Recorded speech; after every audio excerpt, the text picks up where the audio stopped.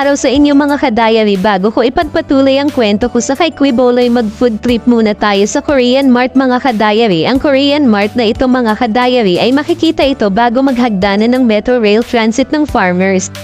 Kasi sa totoo ng mga ka-diary, kaya ito muna ang content ko kasi mga ka-diary, hanggang ngayon nag-research pa rin ako ng mga kabulastigan ni Quiboloy sa mga kababaihan at sa ibang miyembro nila sa Kingdom of Jesus Christ mga ka-diary. Kaya para may mailagay ako dito sa channel natin mga ka-diary, kaya naisipan ko na Korean Food Mart food trip na lang muna tayo mga ka-diary, at medyo masama rin pakiramdam ko kaya ito hindi rin ako makapag-video reaction patungkol doon sa isa pang case ni Quiboloy mga ka-diary. Pagpasok mo pa lang sa Korean Mart, mamimili ka muna ng kakainin mo doon sa loob ng Korean Mart. Actually, marami kang mapapagpilian sa bawat Korean Mart na pupuntahan mo mga ka-diary. May mga cup noodles, ready-to-eat rice meal na galing mismo sa Korea. Ito ang rice meal nila na may hahalin tulad ko sa busog meal ng 7-Eleven. Ganon na ganon ang Korean rice meal nila doon. May free Pluto rin sila na promo sa pinuntahan ko mga ka-diary, kasi sa normal na Korean Mart may cooking fee kasi muna bibili ka ng kakainin mo sa cashier. Pagkatapos mo magbayad sa kanila, bibigyan ka ng isang bowl at doon ka magluluto ng noodles na binili mo.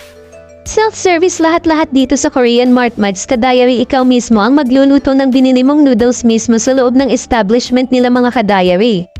Ang normal naman kasi na Korean Mart, nagpapabayad rin sila sa paluto mga ka-diary, pero sa pinuntahan ko kasi na Korean Mart mga ka-diary, may promo sila na libreng Pluto, pero hanggang end of February na lang sila na may ganon. Kung bago nang kayo sa ganito, may magtaturo naman sa inyo kung papaano lutuin ang binili mo na noodles doon. Meron din naman nakalagay na instruction sa pader ng naturang Mart kung papaano magluto. Actually, nang bago pa lang ako sa pagluluto ng naturang Korean Mart, ang nagturo lang sa akin magluto ay yung kaibigan ko na nakasubak na rin magluto sa naturang Korean Mart.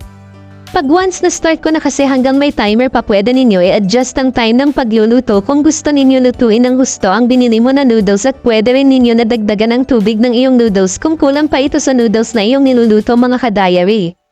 Meron din silang mga additional toppings doon. Lahat ng toppings nila doon ay may mga bayad. Ganon din ang ice cup nila at mga juices doon na hindi nilagay sa refrigerator. Kaya kinakailangan mo bumili ng ice cup nila na tinatawag doon sa Korean Mart na iyon. Pero meron naman nabibili doon na mga inumin na nakalagay sa refrigerator, at actually mga ka-diary, marami ka naman na mapapagpilian ng mga inumin na pwede mong bilhin sa kanila na hindi mo na kailangan na bumili ng ice cup nila. Meron nga sila doon na mga alak coffee at marami pang iba.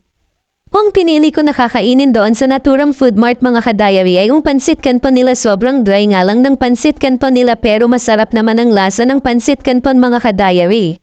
Sabi nga ng mga nakasabayan ko, dapat daw hindi ko sinagad yung drain ng tubig para medyo may sabaw daw ng konti. Pero pagkatapos ko kumain, umuwi na ko kaagad.